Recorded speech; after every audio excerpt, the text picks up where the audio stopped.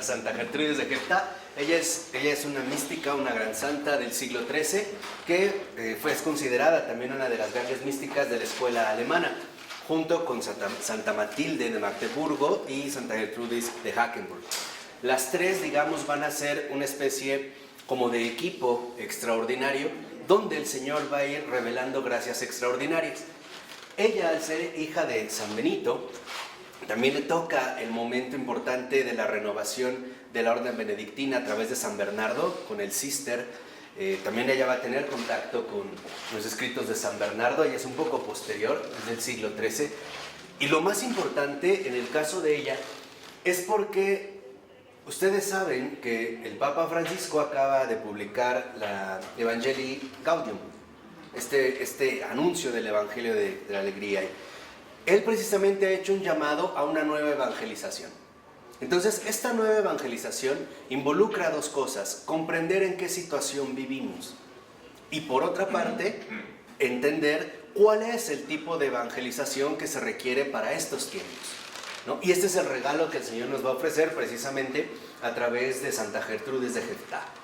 Ella va a elaborar una obra que se llama El Mensajero de la Ternura Divina.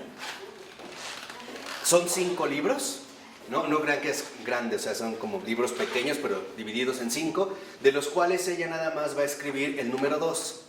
Los demás son recopilaciones de las religiosas que estaban con ellas y que los fueron ordenando precisamente en base a las palabras, a la convivencia que tuvieron con Santa Gertrudis. Ahora, el Mensajero de la Ternura Divina. Y ya desde el nombre nosotros tenemos algo muy claro. Hoy precisamente lo que el Señor quiere son mensajeros de la ternura. ¿Por qué? Porque nuestra época, a diferencia de otros momentos históricamente anteriores, no está precisamente caracterizada por debates, vamos a decirlo así, de alto nivel teológico. No es esto lo que ahorita en realidad está sumamente dañado. Lo que sí está dañado es la condición humana.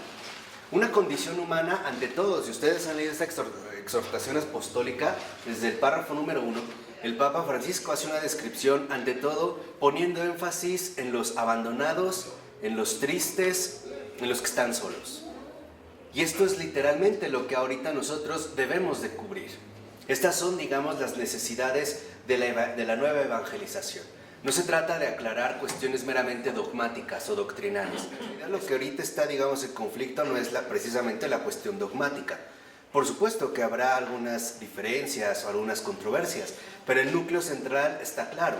Lo que hace un papa es marcar una línea, por ejemplo, en el cual la Iglesia también debe de insistir o cubrir algún margen, que en este caso es muy importante. Y en ese sentido, lo que está ahorita de por medio son las almas que están en el mundo. Por supuesto que el aspecto doctrinal será fundamental, pero al insistir en este tipo de evangelización es a que hagamos literalmente el papel al que se nos ha llamado, que es la transmisión del Evangelio, o bien de esta manera el anuncio del Evangelio. Fíjense, Santa Gertrudis lo que nos va a presentar en un primer momento es un anuncio del Evangelio. Ahora, este anuncio del Evangelio también debe de ser muy consciente de cuáles son las condiciones histórico-culturales en las que estamos viviendo. O sea, un anuncio del Evangelio en estos tiempos. Las bases nosotros prácticamente ya las tenemos. Ahora, sobre estas bases tenemos que atender las necesidades reales en las cuales se está viviendo. Entonces les decía, lo que hemos visto, por ejemplo, en términos generales, no es casual. Cuando el Señor nos habló de San Juan a través de Adrián von Speyer, lo que vimos es la figura fundamental del apóstol, del discípulo amado. Nos mostró lo que era el seguimiento, la misión, la escucha. Bueno, ahora, al introducir a Santa Gertrudis, ahora el Señor mismo es el que nos va a hablar y nos va a decir cómo tiene que ser personalmente este discípulo. ¿Cuáles son, vamos a decirlo así, los principios esenciales para poder llevar a cabo el anuncio del Evangelio en estos tiempos? ¿No? Porque les decía, ahorita en realidad no es un momento donde estén de por medio disputas doctrinales, sino que ahorita lo que está de por medio es el trato con la gente. No estamos ahorita en los momentos de las grandes herejías. Claro que hay herejías, pero son, vamos a decirlo así, en este sentido, derivaciones ¿no?, de problemas anteriores. Entonces, cuando hacemos esto, hay como una indicación muy clara y es mirar hacia atrás para seguir avanzando sin perder la continuidad. Y ese es, digamos, nuestro propósito. Mirar hacia atrás para seguir avanzando sin perder la continuidad. O sea, retomar lo que atrás se dio para que podamos seguir avanzando en una línea segura. En este caso, ¿no?, transitando literalmente las vías esenciales de lo que sería nuestra tradición en este sentido católica. Ahora, ¿qué es el centro fundamental de Gertrudis? Que nuestra única intención sea la gloria de Dios y la salvación de los prójimos, de todos. Ese es el centro. O sea, en este anuncio, fíjense, el primer principio que debemos mantener es, ahora lo voy a poner en letra, es la gloria de Dios. Lo único que debemos nosotros buscar es la gloria de Dios y la salvación de los prójimos. Santa Gertrudis, en este sentido, ella es una de las grandes promotoras de lo que llamaba la salvación universal, la salvación de todos los hombres, que nosotros también evangélicamente ya sabemos que es la voluntad del Padre. ¿Cuál es la voluntad del Padre? Que todos los hombres se salven. Entonces, en esta salvación de los prójimos involucra, como hoy en día, darnos cuenta que nuestro afán, vamos a decirlo así, es concentrarnos en la gloria de Dios y la salvación de los prójimos. Cuando hablamos de los prójimos es de todos los hombres. Estén donde estén, hagan lo que hagan, digan lo que digan, no importa. Nuestro afán es la salvación de los prójimos. Y esta es una frase literalmente de ella. Entonces, si vamos a ir entresacando precisamente de esta obra, ustedes vean cuál es, por ejemplo, una de sus principales intenciones de ella. Gertrudis compraba para la comunidad cuantos libros buenos podía o los hacía transcribir para las hermanas. O sea, Gertrudis buscaba alimentar a la comunidad, ¿no? Era también una gran promotora del estudio. Y buscaba también mucho que las hermanas, la comunidad, estuviera bien preparada. Cosa que aquí de alguna manera ya se empezó a dar. Se busca una preparación. ¿Qué más decía ella? Si se descuida el interés por la ciencia, no comprenderán la divina escritura y caerá por tierra la misma vida religiosa. O sea, aquí, para que nosotros realmente podamos llevar a cabo este propósito, lo primero que necesitamos es estar bien preparados. Y esta buena preparación también requiere estudio. Estudio y liturgia. O sea, realmente profundizar en el estudio de todo lo que nosotros hemos recibido, de todo lo que tenemos, de toda nuestra tradición, no desaprovecharla. No es casual que esos papas también insistan tanto en los padres de la iglesia, en los santos anteriores, en todas las huellas que ha dejado la iglesia, y también una participación profunda y efectiva en la liturgia. O sea, el estudio como una preparación para los tiempos que corren y la liturgia también como una alimentación para poder después transmitirlo a los demás. Este sería, vamos a decirlo así, a grandes rasgos, lo primero que se busca. Entonces, también dentro de esta situación necesitamos una oración fervorosa.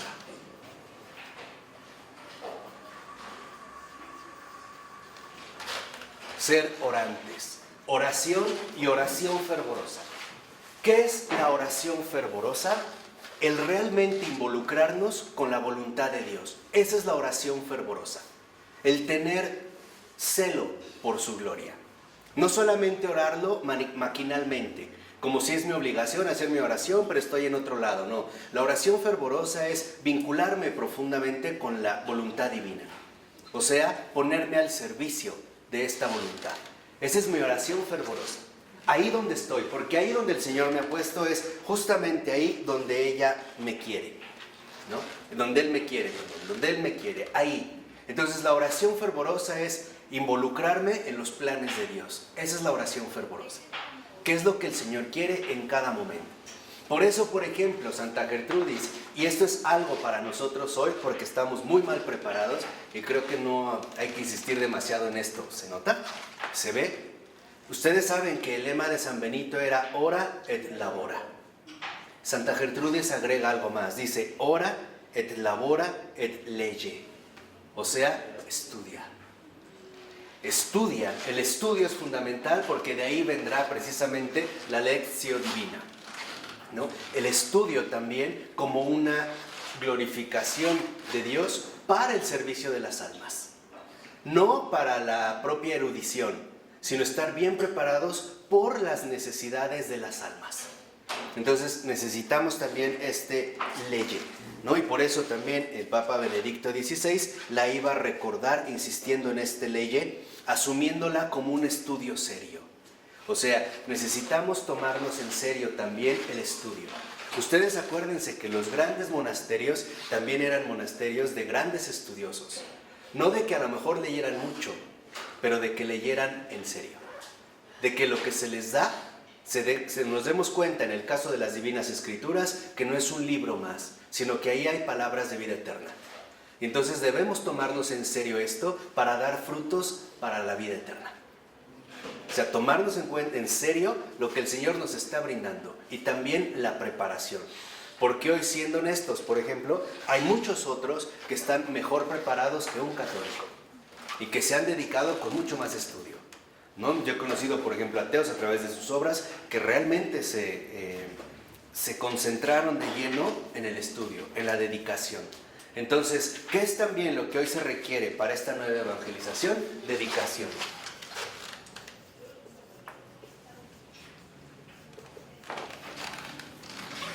Dedicación. Dedicación en donde me encuentro. Dedicación en donde precisamente estoy. Por ello, no es casual que también Santa Gertrudis de Jeftá, por estos tiempos, vamos a decirlo, de Adviento, tuvo una aparición del Señor. Y ahí el Señor es donde le fue indicando, vamos a decirlo así, paso a paso, qué es lo que tenía que realizar. Y el primer afán de Santa Gertrudis, fíjense, ella era constante en recoger y escribir todo lo que creía que en algún momento pudiera ser útil a alguien más. Ella recoge para dar. Entonces, si lo vemos, esta dedicación quiere decir, necesitamos poseer mucho para poder dar mucho. De tal manera que entonces podamos dar la palabra acertada, el consejo adecuado, el acompañamiento pertinente, la luz necesaria. Y esto solamente se va a dedicar precisamente con dedicación. Por eso ella lo hacía únicamente para gloria de Dios, sin esperar reconocimiento de nadie, solo deseaba la salvación de las almas. Ese es el deseo que hoy debemos de tener, el mismo deseo de Jesús, la salvación de las almas. Precisamente la salvación de todas las almas, estén donde estén, sin poner etiquetas, prejuicios, ni ningún tipo de pretexto. Lo que nos interesa es ver que ahí están almas. Y estas almas han sido adquiridas a un precio altísimo. Y lo único que el Señor nos pide es, si a ti no te interesan las almas, está bien, pero no me estorbes entonces. Esa es, digamos, la colaboración. Por eso fíjense qué curioso como para el día de hoy. Desde el título, el ser mensajeros de la ternura divina, que es el título que el propio Jesús le da a Santa Gertrudis, le dice, ¿cómo se va a llamar el libro? Mensajero de la ternura divina. La da el Señor, el título, como respuesta y desafío a la creciente corriente actual hacia la dureza, la agresividad, la incomprensión ante el hermano caído. Ahí están los tres signos actuales. Una, ¿por qué debemos ser mensajeros de la ternura divina? Porque el mismo entorno que hoy en día prevalece es un entorno caracterizado por la dureza. ¿Cuánto desprecio no recibe la gente? ¿Con cuánta dureza? Dentro de todos los ámbitos, dentro de todos los ámbitos que se viven. La dureza, la agresividad. Qué agresivos a veces llegamos a ser unos con otros, ¿no? Cuántos gritos, cuántas ofensas. Bueno, hace rato vimos, estaban golpeando unos ahí, ¿no? Golpeando, la agresividad y sobre todo la incomprensión ante el hermano caído. Entonces, ¿qué es lo que nos va a ayudar la dedicación? Superar la incomprensión ante el hermano caído y recordar que ahorita lo que la gente requiere, necesita, suplica, es ternura. Esa es la primera indicación, ternura. Dejar ya esta incomprensión, esta dureza, esta violencia. Por eso fíjense en la definición tan hermosa que es la que va a asumir Santa Gertrudis de Geptá. Se trata de alcanzar una disponibilidad hacia el hermano como exigencia práctica de la experiencia de Jesús. ¿Qué es hoy lo que tenemos que manifestar en esta nueva evangelización? La experiencia de Jesús. Que realmente nosotros estamos compartiendo y mostrando al mundo la experiencia viva de Jesús. La experiencia, no la lectura meramente de Jesús. No el utilizar la escritura como un arma para destruir y dividir. No, sino que realmente estamos nosotros manifestando la experiencia de Jesús. Y esta experiencia de Jesús hoy se tiene que volver realmente en una exigencia práctica. En la práctica. Y esta exigencia práctica, entonces, como tal, es una disponibilidad hacia el hermano.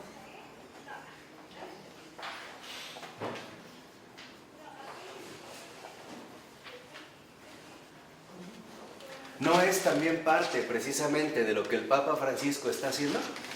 ¿No lo que está manifestando es la experiencia de Jesús?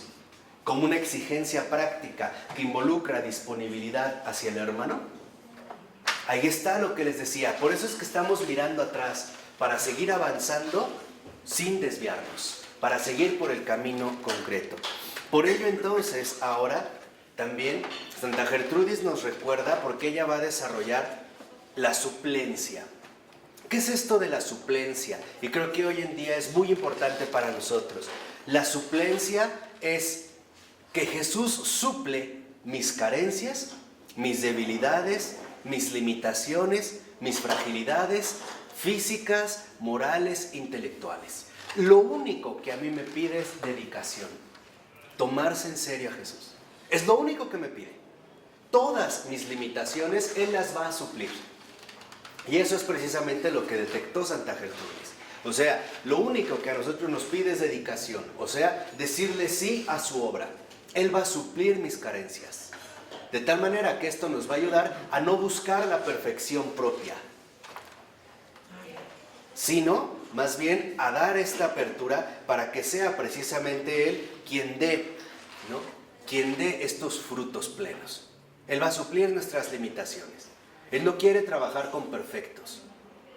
Él quiere trabajar con sencillos, gente dispuesta. Eso es lo único que quiere, nada más. ¿A qué le llamas dedicación? Dame un ejemplo. Sí, o sea, tomarte en serio las cosas.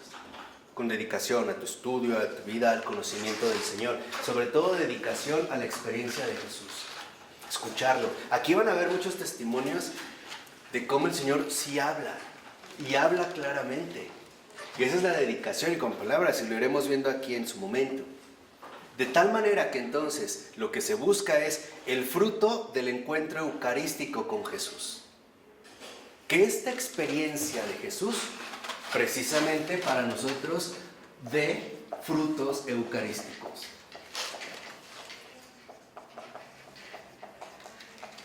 ¿En dónde? En cualquier lugar.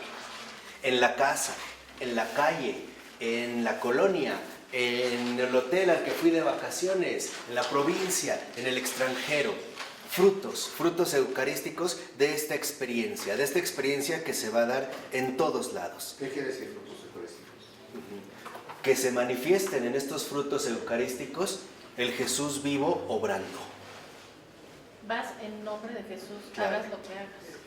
Él es, digamos, el que va a asumir aquí precisamente el centro, ¿no? Transito la hostia. Exactamente. ¿Que se acuerdan qué es lo que nos había enseñado Ratzinger? Que ahora se trataba de llevar la liturgia afuera. Trasladar esta liturgia. ¿Ven cómo se van ordenando los libros? No es casual lo que hemos estudiado. De verdad, no es casual. Son frutos enormes. Por eso ahora también, lo mismo que Gertrudis, cuando nosotros asumimos con dedicación el estudio, cuando nos tomamos en serio la experiencia de Jesús, se nos piden dos cosas como ella. Fíjense ella que hacía. Uno, respondía con simplicidad. Eso es lo que se nos pide. Ajá. En esta disponibilidad hacia el hermano hay tres características. Una, simplicidad. Hacer de lo difícil algo fácil.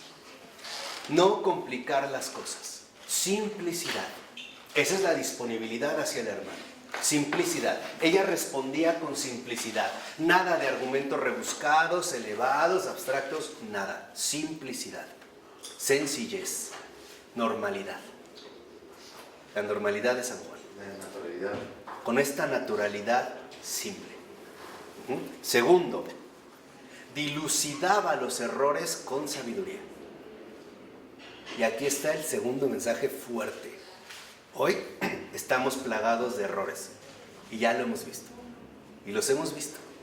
El Señor con ella nos pide, con esta dedicación, también dejarnos enseñar por Él a dilucidar los errores con sabiduría.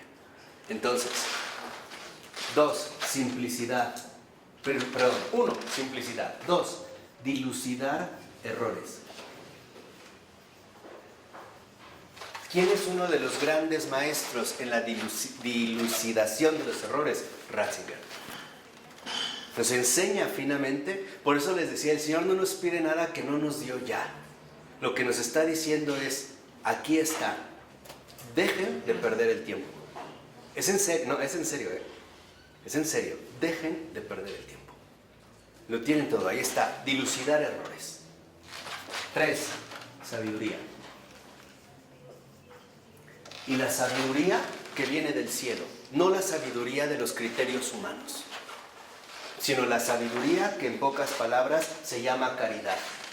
La sabiduría que es locura para unos y necedad para otros. Sabiduría.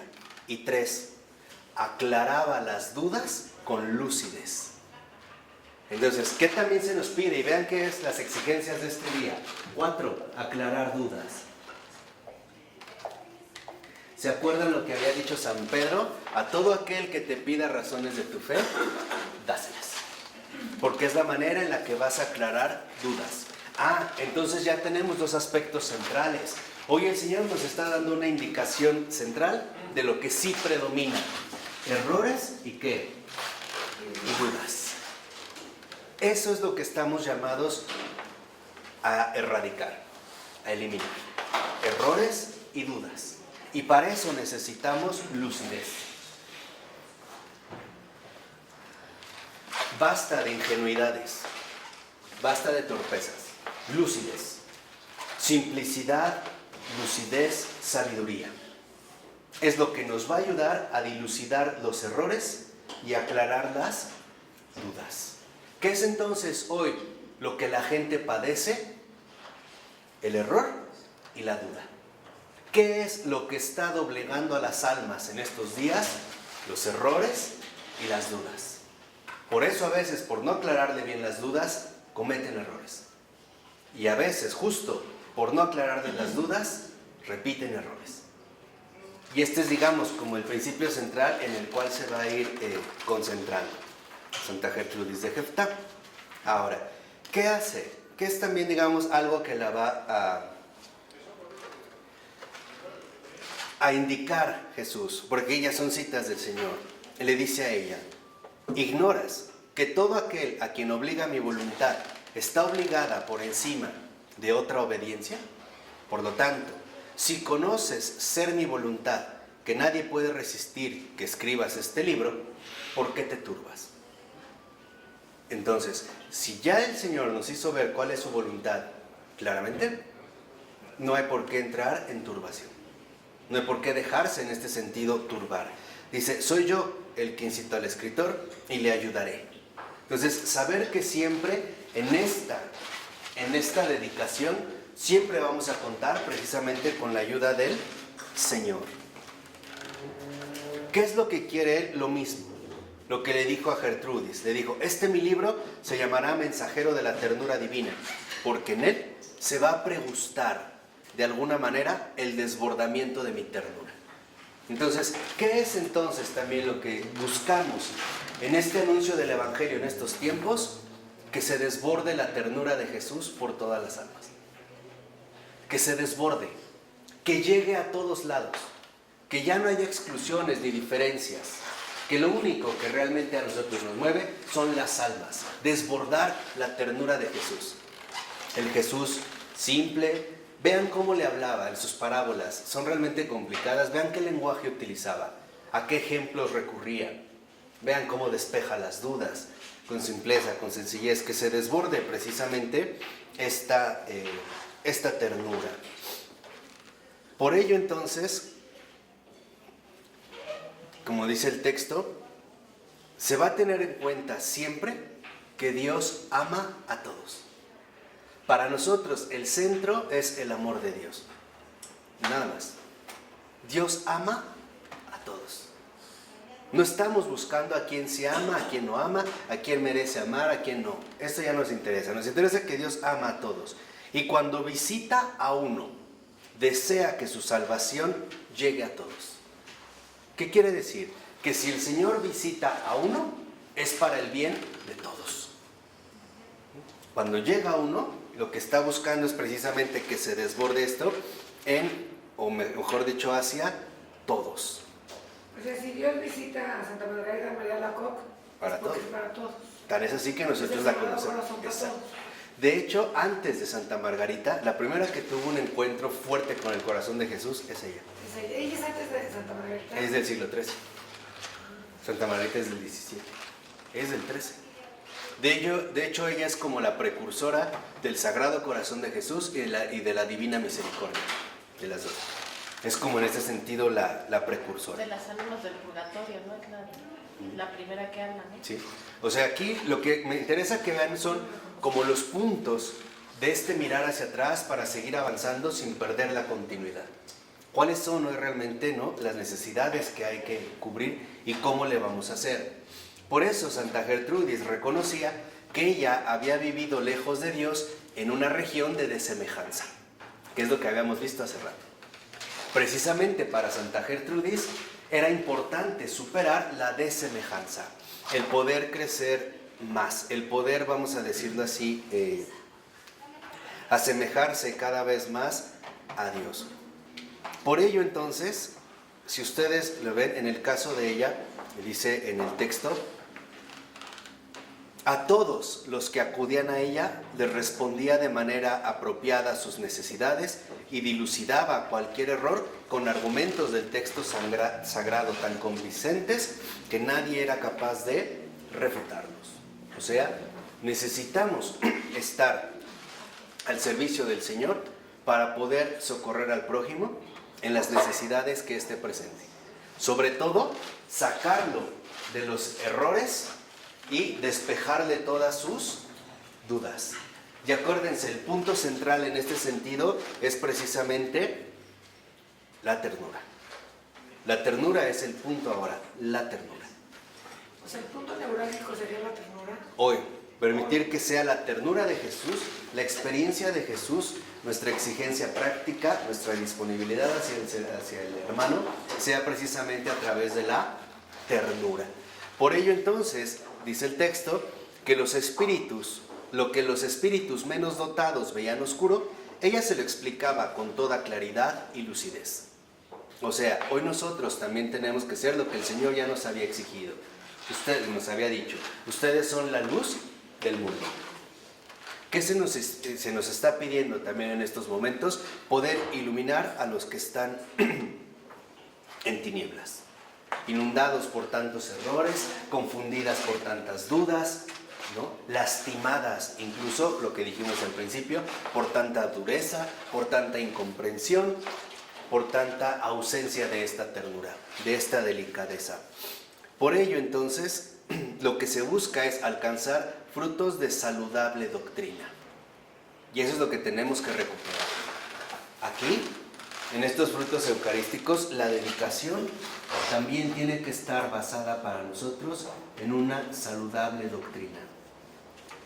Nada de estar mezclando cosas. que nos podrían parecer en algún momento más agradable. Muy común, ¿no? Ya, claro, hoy en día es muy común, es lo que estamos viendo, en efecto, y es muy común. No, mantenerse en la saludable doctrina. Y esta saludable doctrina es precisamente la que la Iglesia de todos los tiempos ha conservado, ha transmitido y ha comunicado. Por eso tenemos toda una tradición. Por eso tenemos, por decirlo así, toda una estela. Si queremos realmente llegar muy lejos, tendremos que mirar muy atrás, desde los inicios. Para poder alcanzar el futuro, tendremos primero que concentrarnos en el pasado. Y esa también es parte de la dedicación.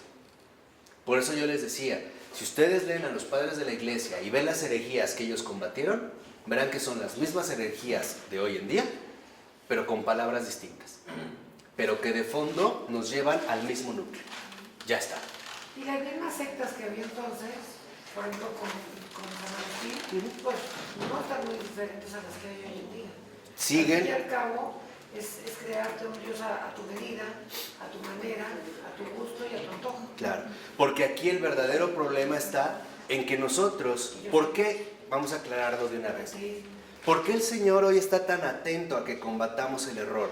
Porque nosotros no nos damos cuenta todas las consecuencias nefastas y fatales que puede traer un simple error. Un error puede literalmente arrasar con muchas almas. Y ahí estaban precisamente los herejes.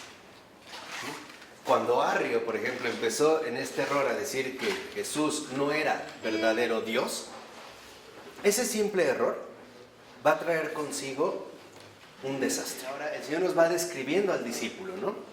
Lo que buscamos en la experiencia de Jesús. O sea, lo que realmente debe emanar, debe brotar, se debe manifestar de esta experiencia de Jesús. De esta experiencia de Jesús viva y Santa Gertrudis de Jeftá. ¿Cuántas veces el Papa Benedicto XVI nos dijo, veamos a los santos, ahí está la iglesia, ahí está? Fíjense lo que decían. Una, era dulce y penetrante en el hablar. Nada de hablar demasiado. Jule. Dulce. El Señor hasta dijo que íbamos a dar cuenta de las palabras ociosas. Y eso lo hemos perdido de vista. La razón es muy sencilla. Porque cuando hablamos, únicamente es cuando es necesario. Todo el otro tiempo es para la oración interior, para estar en este diálogo con Jesús. Por eso es hablar menos. Lo vimos ahorita que veníamos en el camión, uno hasta venía gritando y todo, y de verdad te das cuenta la perturbación enorme en la que viven. Por eso hay que mantener siempre este recogimiento interior. Bueno, pero en la economía de Dios todo es importante. Por eso. Claro, todo es importante, pero aquí este es, o sea, en un signo, un señalamiento muy, muy claro. Pero es... Sí, y penetrante al hablar. Como Jesús. Jesús tampoco hablaba mucho, pero cuando hablaba. No, arrasa cuando hablaba. Como Santo Tomás de Aquino, ¿no? Le decían el buey mudo. Este no habla, ¿no? Lo veían allá alto, gordito, pero cuando hablaba. 2. De palabra fácil y persuasiva, eficaz y agradable. Muchos que escuchaban sus palabras confesaban abiertamente que el Espíritu de Dios hablaba por ella, al experimentar la sorprendente conmoción del corazón y la transformación de la voluntad. Y aquí está un aspecto central. Solo Dios puede mover la voluntad humana, pero lo puede hacer a través de las palabras de un servidor suyo. Tocar los corazones.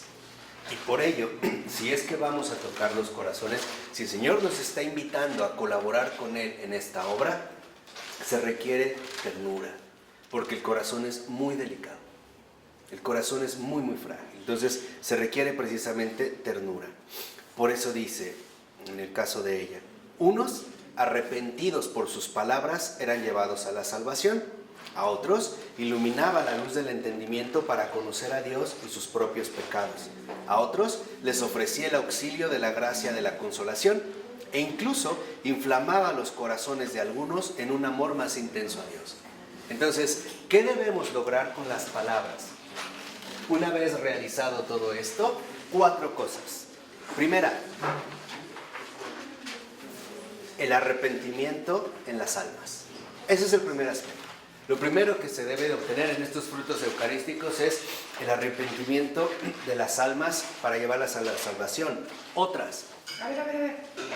Explícame esto, por favor. Sí, o El sea, arrepentimiento cuando en y esta las palabra almas. que hace dulzura, sí, claro, cuando le hablas a alguien al corazón y entra el arrepentimiento de lo que ha hecho, ¿no? ¿Y esto a dónde lo va a llevar? Pues a la salvación. El tocar el alma. Sí, o sea, cuando alguien, por ejemplo, tú le hablas con esta percepción desde el espíritu de la verdad y le haces ver a lo mejor los errores que ha cometido, los pecados en los que vive, se convierte, se arrepiente, Ay, ay, ¿no? Esa es una. Número 2, iluminar el entendimiento de los hombres. ¿Para qué? Para conocer a Dios, ¿no? Por eso les decía que se requiere estudio, no es gratuito, para iluminar el entendimiento de los hombres. Número 3, consolación. Mucha consolación. ¿Cómo? ¿Cómo se hace la consolación? Cuando, por ejemplo, alguien llega en alguna situación, estar en esta sintonía con Jesús, manifestar la ternura de las palabras que en ese momento necesita, las que requiere. Y esas palabras solo Dios las conoce. Pero si nosotros estamos dispuestos, el Señor las transmite.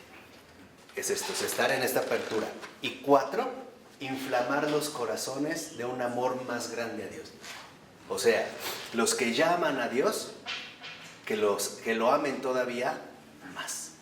Y esto me recuerda más o menos una contemporánea de ella, aunque en otro país ella es británica, Santa Juliana de Norwich. Ella decía, no solo se trata de amar a Dios, se trata de amarlo mejor. Y es esto. ¿No basta? corazones. O sea, consolar, ¿no? Primero es buscar el arrepentimiento, la luz del entendimiento, la consolación y en último término, inflamar los corazones de un amor más intenso a Dios. Intensidad. No basta con decir que a Dios se le ama si el corazón está frío, si no hay fervor. Y eso es lo que requerimos, un amor fervoroso, fe viva, estar encendidos en las llamas del amor. Estamos preocupados por tantas cosas que nos olvidamos, ¿no? De este amor. Yo creo que por eso les decía que por eso el Señor ya nos está hablando como muy, muy claro, ¿no? Por eso decía, muchos extraños que la habían escuchado una sola vez, confesaban haber recibido con ello gran consuelo. ¿Cuáles son las obras extraordinarias que el Señor nos dice? Que incluso con que alguien nos escuche, con solo escucharnos, reciba gran consuelo. Reciba luz, reciba paz. Fíjense a lo que nos está invitando el Señor, no es poca cosa. Está diciendo, incluso con que alguien nos escuche, con eso reciba gran consuelo, gran luz, gran paz.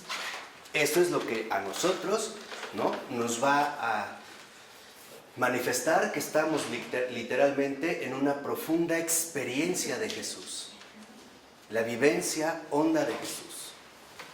Por ello, en esta biografía, o sea, como los puntos muy, muy claros, ¿qué es lo que quiere el Señor con Gertrudis y qué es lo que quiere con nosotros? Dice el libro, estoy hablando del capítulo 2, que es el primer libro que es como una especie de análisis biográfico, noticias de ella.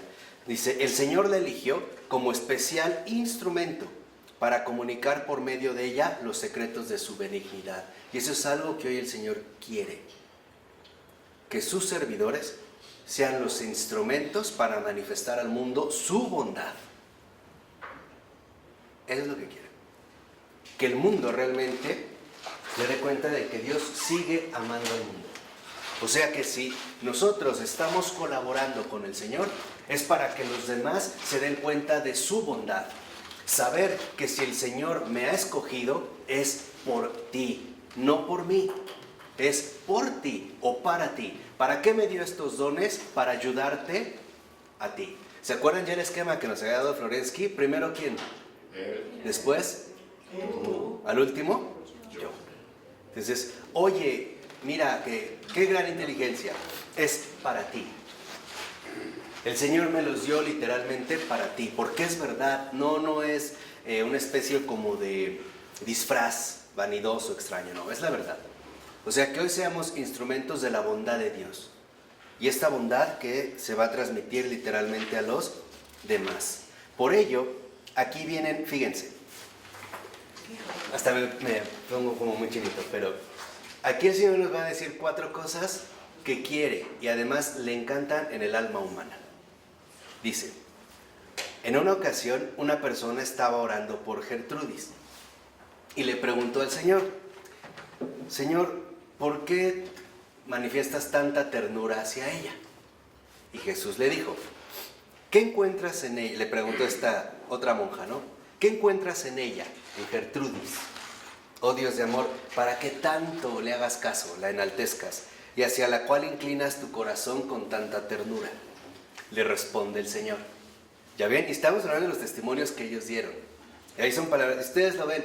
Si ya conocen a Jesús, verán que en efecto Él habla claro. Uno, es como cuando tú sabes el tono de voz, que aunque te quieren engañar, dices, no es. Dice, le responde el Señor.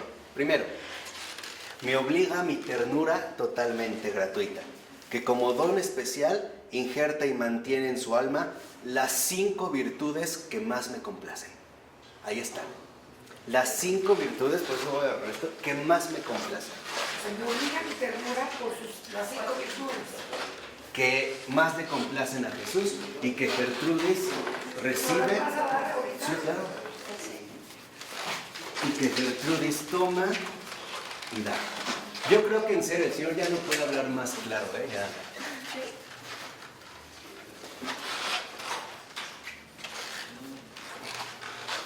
Ok.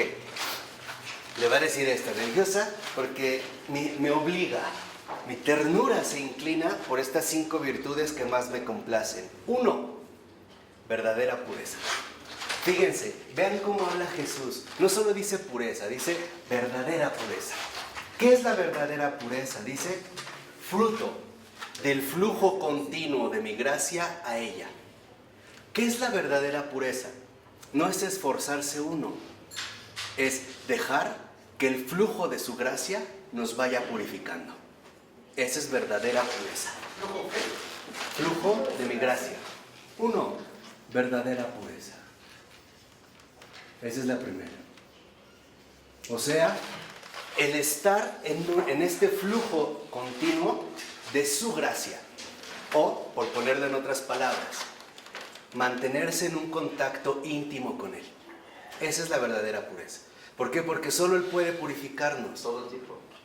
Nosotros Todo no. el tiempo. Esa es verdadera pureza. Esta, y lo dijo él, esta verdadera virtud es de las que más le complace. El que estarse dejando purificar, ¿no? Por su gracia. 2, verdadera humildad. Y vean cómo vuelvo a insistir, verdadera. 2.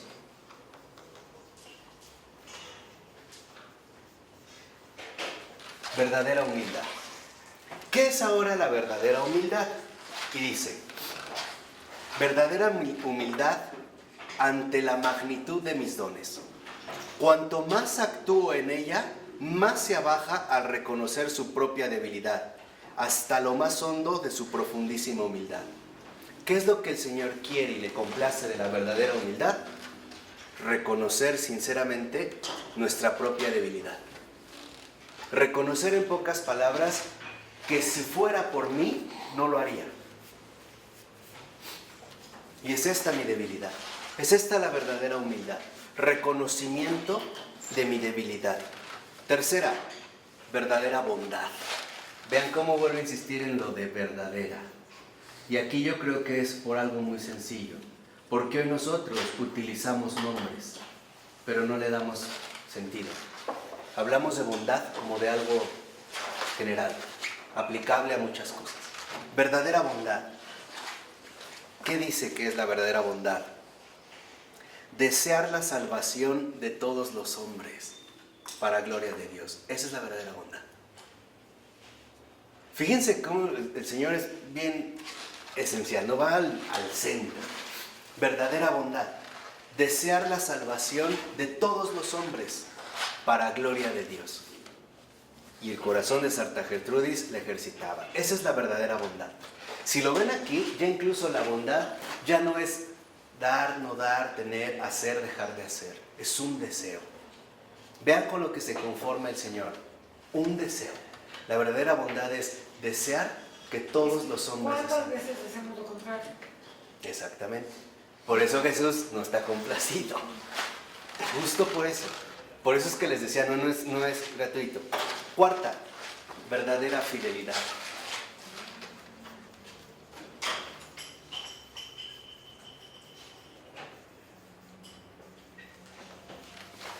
verdadera fidelidad. ¿Qué es la verdadera fidelidad? Dice, ofrecimiento de todas sus obras buenas con el más puro amor para mi gloria y la salvación universal. Fíjense aquí cómo el Señor los va definiendo de manera muy concreta, aparte en la verdad. Él es la verdad. La verdadera fidelidad es ofrecimiento de todas las obras para su mayor gloria y la salvación universal, que es de hecho lo que Hasta la Jesús más busca. simple, ¿verdad? Hasta la más simple. Esa es la fidelidad. El ofrecimiento de todas las obras buenas para mayor gloria, dice el Señor, para mi gloria y la salvación universal. O sea, la fidelidad es el ofrecer todas las obras buenas para Él y la salvación de todos los hombres. Por eso es muy importante que nosotros le demos la adecuada dimensión a nuestras obras. Nuestras obras hay que insertarlas en la salvación universal. O lo que es lo mismo, cada obra realizada hay que ponerla en la voluntad de Jesús, en el deseo de Jesús. Cada obra, todo. Y por último dice, el verdadero amor. Todo eso tenía San Pedro, ¿no? Sí. Y es que estamos llamados a tenerlo nosotros. Por eso lo estamos viendo, dijimos que era una gracia. Entonces fíjense, son 5, bueno, vamos a definir. Ahora dice, bueno, ¿qué entiende ahora por el verdadero amor? 1, el verdadero amor, con el que me ama ardorosamente. Con ardor, con fervor, vivamente, con deseo, con vida. No basta con decirle te amo. Y fíjense ahora lo que recita el Señor. Con todo el corazón, con toda el alma, con todas las fuerzas. Y al prójimo como a sí mismo, por mí. Por mí. ¿Cuál es el verdadero amor? Amar al prójimo por Jesús, no por uno mismo. Porque entonces, si es por uno mismo, podríamos caer en la tentación de la vanidad, ¿no? O de la autocomplacencia. No. El verdadero amor es amarlo todo y a todos por Cristo. Ya, nuestro verdadero anhelo es católico, es universal. Amarlo todo y a todos por Cristo. No recuerdo ahorita qué santo fue, se me fue el nombre, tengo la imagen muy clara, pero se le apareció en una ocasión el demonio y lo estaba moleste, y hasta que le dijo, mira, deja de molestar, o ahorita en este preciso momento, si tú lo quieres y te arrepientes, yo le ruego a Dios y te perdona. Confío tanto en su bondad y en su misericordia que no dudo que me lo va a conocer. Y el demonio se asustó y se fue. Es esto, amarlo todo y a todos por mí, por Él. Ese es el verdadero amor. El verdadero amor únicamente se da por Él. Ahí está justamente lo que el Señor nos indica. Pureza, humildad, bondad, fidelidad, amor. Pero no cualquiera. Verdadera pureza, verdadera humildad, verdadera bondad, verdadera fidelidad, verdadero amor. Y ya los va definiendo, ¿no? Nos los va definiendo precisamente el Señor uno por uno. Por ello entonces, ahora, al que realmente acepta esto del Señor, el Señor le responde algo. Soy todo suyo. El Señor no se limita. Si nosotros pedimos al Señor ahora en Navidad estos dones, el Señor va a decir, soy todo suyo. Fíjense, aquí, ¿se acuerdan lo que habíamos visto con San Juan? Que ahora Jesús también entra en este ámbito profundísimo de amistad con Juan y Jesús, en este intercambio. ¿Lo recuerdan? En este intercambio entre el discípulo y el maestro. El alma que realmente se esfuerza en estas virtudes, que recibe de Jesús estas virtudes, va a recibir la respuesta de Jesús, soy todo suyo. Jesús también se da a esta alma de manera plena. Así firmaba ¿Con Pablo II? Pablo II. A María. Le decía A totus María le tus, decía, ¿verdad? todo tuyo, pero a María. Sí, por eso. Totus tus. Pero aquí Jesús le dice, fíjense, soy todo suyo, pues así me he entregado tiernamente a sus abrazos. ¿Qué es entonces también lo que el Señor busca? Almas que lo reciban. Almas a las cuales Él también pueda entregarse. Y entonces otra pregunta le dice, bueno, Señor, ¿y qué haces con ella? Con Gertrudis. Fíjense ahora que no va punto a punto. ¿Qué haces con ella? Está aclarando las dudas. ¿Qué haces con ella? Y le dice Jesús 3 cosas. Primero, la gloria a la que la llama el Padre. ¿Qué está buscando Jesús en el alma? Llevar al alma a la gloria, a la que la llama el Padre. 2, el gozo con la que yo la recibiré. Y 3, el amor con la que el Espíritu Santo la unirá a mí. Ahí vamos rápido. Ahí está la Trinidad. Bueno, en este soy todo suyo aparece la Trinidad. En la que el Espíritu Santo la unirá a mí. Entonces, en esta Trinidad, en este soy todo suyo, ya se fomentan estos 3 aspectos. La gloria del Padre.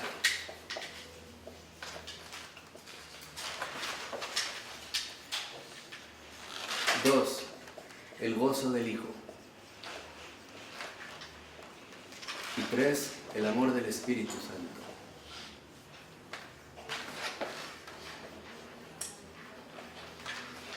Ay, de verdad.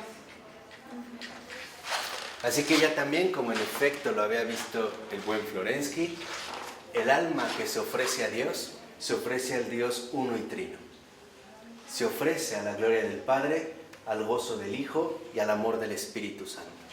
Y al revés, el Padre se glorifica en esa alma. El Hijo encuentra su gozo en esa alma. Y el Espíritu Santo derrama su amor en esa alma. Estas son las almas que se quieren hoy. De hecho, esas son las almas que se buscan hoy. Esas son las almas que se necesitan hoy. Ahora fíjense. Vean cómo describe Jesús a Santa Gertrudis. Dice, es mi paloma sin hiel, porque arroja como hiel todo pecado del corazón. Una luz extraordinaria. ¿Qué le agrada mucho a Jesús? Que expulsemos como hiel, rápido, todo pecado del corazón. Rápido. Del corazón. De lo que se ha arraigado en mi corazón. Odio, resentimiento, desconfianza, celos, violencia, muerte. Cuando está en mi corazón, expulsarlo como hiel. Si entra el pensamiento, no lo vamos a poder evitar, ¿de acuerdo? Pero no hay que dejar que baje al corazón. Entra aquí, lo corto, lo escupo. Entre aquí y aquí, tengo la boca para escupirlo. Si aprendes eso, evitas la depresión. Sí, claro. Entonces, ahí es cuando vas y lo cortas, ¿no? Miedo. Claro. Aprendes a evitar. No dejes ya que entre. No lo vas a poder evitar en tu pensamiento, pero no tienes por qué acogerlo en el corazón. 2, es Azucena, en la que me recreo tomándola en mis manos, porque mi mayor placer es gozar con un alma casta y pura. Un alma casta y pura. O sea, el propio Señor encuentra este mayor placer deleitándose con un alma. Gozar con un alma casta y pura.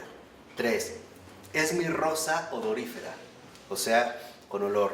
Es decir, paciente y agradecida en las adversidades. Paciente y agradecida en las adversidades. Y dice, es flor primaveral en la que encuentran amenidad mis ojos, porque cultiva en sí el deseo y el ardor por las virtudes y la perfección completa. Si lo ven, Jesús se deleita en la mirada con este deseo. Le basta el deseo. Que por lo menos el alma tenga este deseo. Y 4, es melodía que suena como clarín melodioso en mi diadema, de la que penden todos sus sufrimientos, a manera de campanillas de oro que recrean a los moradores del cielo. Fíjense. ¿Con qué adorna Jesús su diadema de rey? Con los sufrimientos de las almas. Y estas perlas preciosas de su corona son las que recrean al cielo mismo. De tal manera que entonces nuestro sufrimiento nunca es inútil. no hay nada perdido, y menos del sufrimiento de un alma que al menos tiene este deseo, que al menos tiene el deseo de la verdadera pureza, de la verdadera humildad, de la verdadera bondad, de la verdadera fidelidad, del verdadero amor. Al menos este deseo.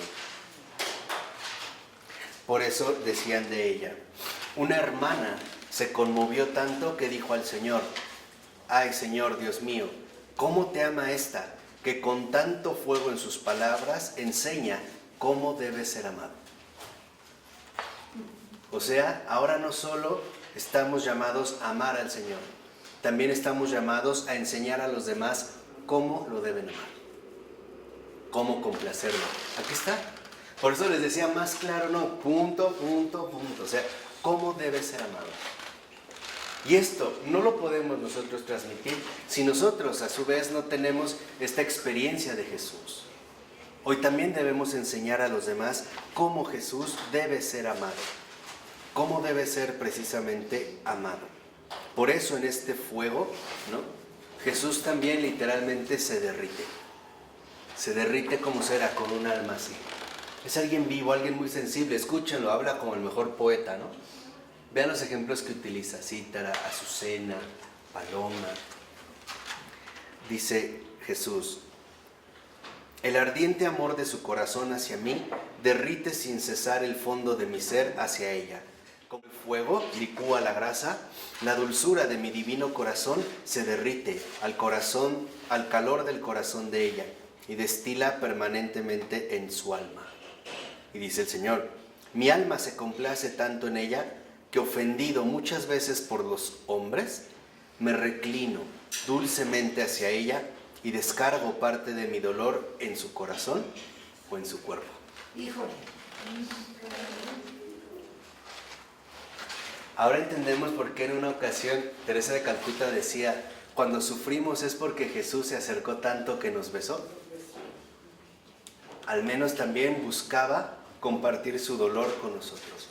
¿Por qué? Porque en su amor en estas almas también quiere compartir lo suyo, ¿no? Dar lo suyo. Por eso decía el Señor, ¿no? Descargo parte de mi dolor en su corazón o bien en su cuerpo. Dice, ella se une a mi pasión, lo recibe con tanto agradecimiento y lo soporta con tanta paciencia y humildad, que aplacado al instante, perdono por su amor a un sinnúmero de pecadores. Fíjense lo que podemos alcanzar, lo que el Señor nos está diciendo. Si realmente nosotros dejamos que Jesús repose un poco en nosotros y en ese sentido nos comparta, aunque sea tantito de su dolor, podemos alcanzar el perdón de muchos pecadores. ¿Qué quiere decir? Que entonces la relación con Jesús es real, es viva, es profunda. A ella se le tuvo Sí, claro. bajo Dios, bajo Jesús, Sí. precisamente para decirle eso. Sí, estas algunas cosas se le está diciendo a compañeras de ella. O sea, compañeras, después veremos lo que dice. A sus amigas, a sus compañeras. Sí, claro. Por eso es lo que les decía el Señor, sí responde clarito. No crees que es así como lo raro, no, responde. O sea, entendamos entonces algo. ¿Qué es lo que también el Señor nos está pidiendo ahora? Acompañarlo también en su sufrimiento. ¿Por qué? Porque es infinitamente ofendido. De tal manera que si sufrimos en el corazón o en el cuerpo, o sea, interiormente un malestar, una como abandono, una desolación, veamos que es porque Jesús se recargó tantito en nosotros. Y ofrecerlo. Exacto. Y entonces mantener, decía, con tanta paciencia, con tanta humildad, que al instante me aplaco y perdono por su amor a un sinnúmero de pecadores. ¿Qué quiere decir? Que también estamos nosotros llamados, lo vimos en la disponibilidad al hermano, a acompañar a Jesús por el perdón de un sinnúmero de pecadores. Tan es un sinnúmero que entonces ella literalmente se ofrece por todos. Igual, algo en el cuerpo, algo por el estilo, es el Señor el que está hablando, ¿no? El Señor es el que nos está diciendo, no temas, soy yo. No temas, soy yo. Por eso, dice a continuación, los que a mi elegida le parecen defectos son más bien progresos de su alma, porque con la gracia con que actúo en ella apenas podría la fragilidad humana preservarla del susurro de la vanagloria. Si no se presentase mi gracia, bajo apariencia de defecto. O sea, a veces lo que nosotros podemos intuir como efectos, en realidad no es más que esta apariencia de defecto para que no nos llenáramos de vanagloria. De tal forma que entonces nosotros no nos dejemos atrapar tan fácilmente por el autoexamen. Miren, hay una forma muy peligrosa de amor propio. El concentrarte con lupa en tus defectos tratando de ser mejor. Ese es un engaño. ¿Por qué? Porque te estás poniendo total atención a ti mismo. En realidad te estás viendo con lujo de detalle hasta tu mínimo defecto, excusando que lo haces para mejorar. Ese es narcisismo. Te estás viendo a ti mismo, viendo tus manchas. Por eso aquí lo importante no es presentarnos a nosotros viendo todos los defectos, sino... Perdón, si uno no hace eso, ¿cómo se va a perfeccionar? O sea, en el caso, yo decía, no con esta obstinación de ver con detalle todos mis defectos. Como decir, ay, aquí tengo una manchita en la lengua, aquí tengo otra. Porque lo que me va a hacer es cerrarme al Señor, a este fruto de la gracia. Por eso dice Jesús, así como el campo bien estercorado, o sea, lleno de estiércol, produce frutos más abundantes, ella, por el conocimiento de sus defectos, produce frutos de gracia más dulces. O sea, si nosotros conocemos los defectos, es solamente para producir mayores frutos. ¿En qué sentido? En la verdadera humildad de reconocer que con estos defectos, honestamente, no podría hacer absolutamente nada. En la verdadera humildad de reconocer, Señor, si no fuera por ti, yo no lo haría. No podría. Y además, no querría. Si me dieras a escoger, creo que yo diría mejor no. Iría como en este camino. Por eso dice ahora, a continuación, el Señor añadió, yo le concedí un don tan grande por cada uno de sus defectos que quedan totalmente enmendados a mis ojos. Fíjense la bondad del Señor. En las almas, por cada defecto, a todas las almas también les da un don enorme. Digamos que el defecto es una piedrita y el Señor da una gracia que es una roca. Ahí vemos cómo evalúa a Jesús. Por eso para Jesús, ¿qué es más importante? ¿El defecto o la bondad? ¿Ahora entienden por qué la ternura? ¿Ahora entienden por qué debemos minimizar los defectos tal y como son, piedritas? Pero extraer la bondad enorme que la gente no saca porque a muchas veces no sabe cómo. No exagerar con violencia incluso los defectos. Por eso dice, y con el correr del tiempo los voy transformando en virtudes. Entonces brillará su alma como luz radiante. Eso es justamente lo que se requiere en estos tiempos de tanto error, de tantas dudas. Que nuestras almas resplandezcan como luz radiante, como lo que estamos nosotros llamados a hacer. Por eso siempre hoy en día también nuestro combate sigue siendo contra las tinieblas del error, contra las tinieblas de la equivocación, contra las tinieblas de las desviaciones, contra las tinieblas, en pocas palabras, de las dudas que nos van confundiendo y que nos van cada vez sumiendo en una densa niebla. Por eso yo creo que es buen momento de pedirle al Señor, ahora que está a punto de nacer nuevamente, de que nazca en los corazones y al menos presentarle el deseo de que queremos verdadera pureza, verdadera humildad, verdadera bondad, verdadera fidelidad, verdadero amor, por una simple razón, por complacerlo, por agradarle y por la salvación de todos. Eso es lo único que creo que estamos llamados a realizar. ¿De acuerdo? ¿Alguna pregunta? Bueno, pues muchas gracias.